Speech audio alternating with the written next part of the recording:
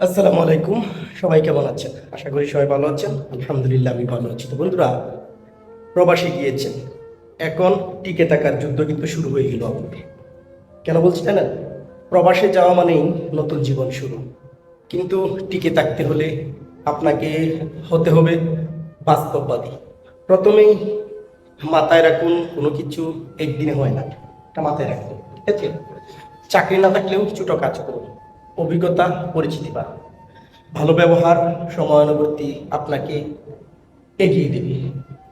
নিজেকে মানিয়ে নিন নিয়ম কানুন, জলবায়ু, মানুষের সঙ্গে। সঞ্চয় করুন ভবিষ্যতের জন্য, ভবিষ্যতের কথা ভাবুন।